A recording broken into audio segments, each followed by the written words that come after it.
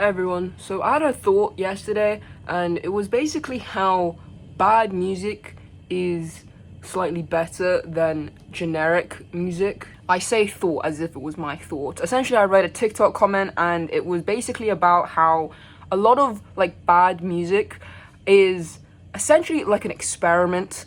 The production side of things, they're unique, they're a bit strange. There's something about it that's a bit off, which makes the song bad. It's not necessarily melodically pleasing. However, you can applaud the creative aspect of things in which they tried, and they attempted to push out the boat instead of staying in this confined bubble of comfortability. Now I'm going to use Cat's Eye as an example, but in no way, shape or form am I attempting to insult them or try and belittle them in any way, so there's a disclaimer there. However, their songs like Gnarly push the boat out. Lyrically, strange, odd, makes no sense whatsoever. However, there was something about it that made it quite hypnotizing to listen to and made it extremely catchy. And the song itself is not a generic song, to say the least. I think majority of people will agree with that. However, on the flip side of things, when they released Gabriella was essentially the polar opposite of Gnarly. Gabriella was this kind of typical and almost normal generic sounding song that was catchy.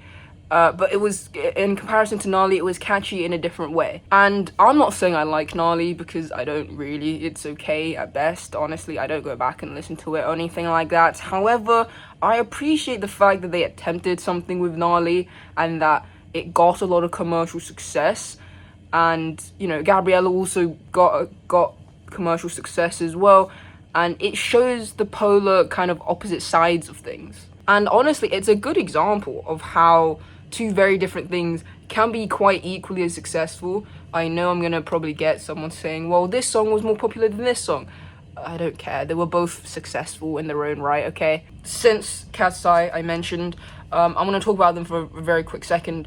They released Internet Girl at the start of this year, and honestly, for me, the reason why I personally think I didn't really like it, and I still don't, it's mostly from fatigue. I won't lie to you.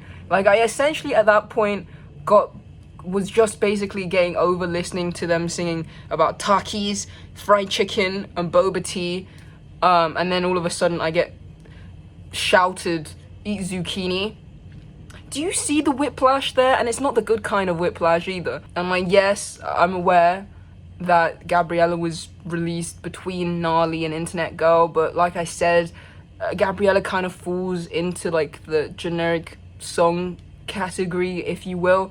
And whilst it's good, catchy, it also kind of risks being a bit forgettable to an extent. And I mentioned Internet Girl because, again, Internet Girl, considered a bad song. It essentially has everything that Gnarly has, but people like it less. And again, like I said, from my perspective, I was just fatigued with nonsensical stuff being sung at me or shouted at me, See, now that I say that, I now think about how reactions may have been different if they released a different single at that time. For example, what happens if they released Pinky Up first at the start of the year and then Internet Girl?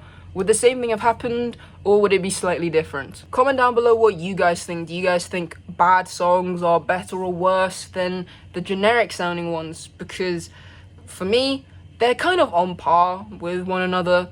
They're kind of bad in different ways, if you will, if that makes sense. The bad songs typically have something more going for it than the generic ones, because those bad songs, there's just something in them that just scratches a part of your brain that makes you remember it. For better or for worse, I don't know. Now, with all that being said, hopefully you have enjoyed this video. If you guys have, make sure to like it, subscribe to the channel if you're new around here, drop a follow on my Instagram if you're not already. It's always linked in the description down below, and I hope to see you very soon with a brand new video.